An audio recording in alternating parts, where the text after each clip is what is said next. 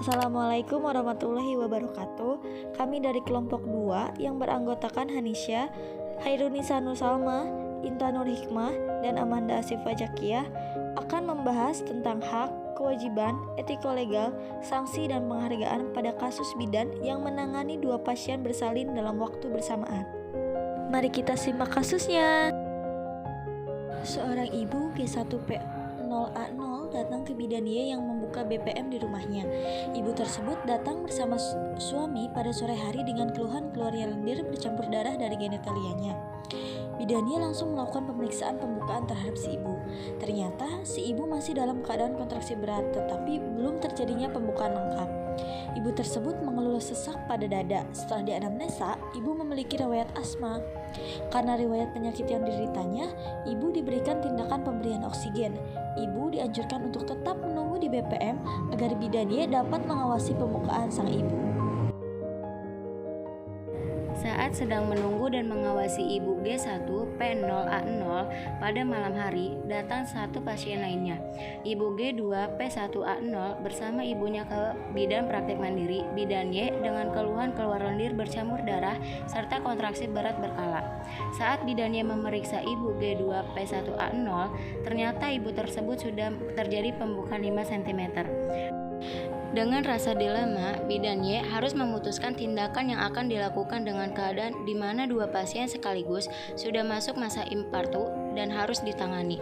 Yang pada saat itu, bidan Y hanya sendiri berada di bidan praktek mandiri, tanpa bantuan tenaga kesehatan lainnya karena waktu sudah menunjukkan pukul 00.30 WIB. Dengan rasa dilema dan galau, bidan Y tetap memutuskan untuk membantu persalinan kedua pasien. Setelah pemeriksaan ulang, ibu G1P0A0 sudah pembukaan 8 cm, sedangkan ibu G2P1A0 sudah pembukaan lengkap. Bidan Y langsung melakukan tindakan kepada ibu G2P1A0 karena kepala bayi sudah di pintu lahir. Saat bayi ibu G2P1A0 sudah keluar setengah badan, ternyata ibu G1P0A0 sudah pembukaan lengkap dan sudah mengeden sendiri.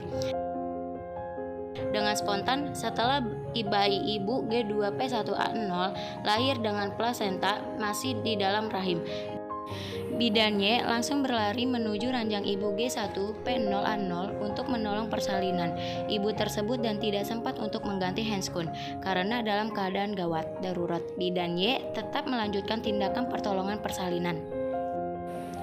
Ternyata kepala bayi ibu G1P0A0 sudah keluar dan bidan Y melanjutkan menolong persalinan hingga bayi lahir, dan ternyata plasenta ibu G2P1A0 sudah lahir dengan sendirinya tanpa bantuan dari bidan Y. Dengan begitu, bidan Y memutuskan melahirkan plasenta ibu G1P0A0 terlebih dahulu sampai memotong tali pusat. Setelah itu, bidan Y lari lagi untuk membereskan ibu G2P1A0 dan memotong tali pusat bayi hingga kedua pasien dapat melakukan persalinan dengan selamat. Begitu juga bayi yang dilahirkan dalam keadaan selamat. Adapun hak bidan yaitu bidan berhak menolak keinginan pasien atau klien dan keluarga yang bertentangan dengan peraturan, perundangan, dan kode etik profesi. Bidan berhak mendapat kompensasi dan kesejahteraan yang sesuai.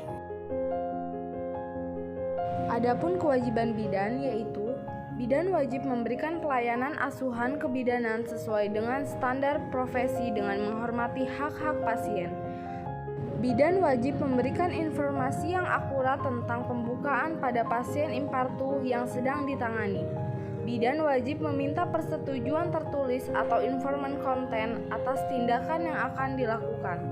Bidan wajib bekerja sama dengan profesi lain dan pihak yang terkait secara timbal balik atau terkait dalam memberikan asuhan. Bidan wajib menolak atau merujuk pasien yang kedua apabila bidan ingin membantu pasien yang pertama. Dan apabila bidan ingin membantu pasien yang kedua, maka bidan harus merujuk pasien yang pertama. Next, etiko legal. Etiko-legal kasus di atas, yaitu bidan di atas, bisa dikatakan profesional karena telah berhasil membantu 2 pasien infartu dalam waktu bersamaan. Tetapi, ia melanggar etiko-legal kebidanan karena melakukannya dengan sendiri tanpa bantuan tenaga kesehatan yang lain. Bidan tersebut juga mempertanggungjawabkan tindakan yang dilakukan hingga ibu dan bayi lahir dengan selamat. Dalam hal ini, bidan yang praktik mandiri menjadi pekerja yang bebas mengontrol dirinya sendiri. Situasi ini akan besar sekali pengaruhnya terhadap kemungkinan terjadinya penyimpangan etik. Adapun sanksi yang didapatkan oleh bidan yaitu jika terjadi sesuatu pada kesehatan ibu dan bayi setelah persalinan, maka itu adalah kelalaian yang bidan buat. Maka bidan mendapat sanksi yang sesuai dengan Permenkes Republik Indonesia nomor 1444/Menkes/Per/Romawi 10/2010 tentang izin dan penyelenggaraan praktik bidan. Sanksi yang diberikan dapat berupa pencabutan izin praktik bidan, pencabutan surat izin praktik bidan sementara. Bidan juga bisa mendapat sanksi hukuman penjara jika melakukan tindakan yang tidak sesuai dengan etiko legal dan merenggut nyawa seseorang. Adapun penghargaan yang bidan dapatkan yaitu bidan mendapatkan penghargaan atas tindakan yang telah dilakukan berupa pujian seperti ucapan terima kasih dan imbalan seperti berupa uang ataupun barang. Itulah penjelasan dari kami mengenai kasus tentang bidan yang menangani 2 pasien bersalin secara bersamaan.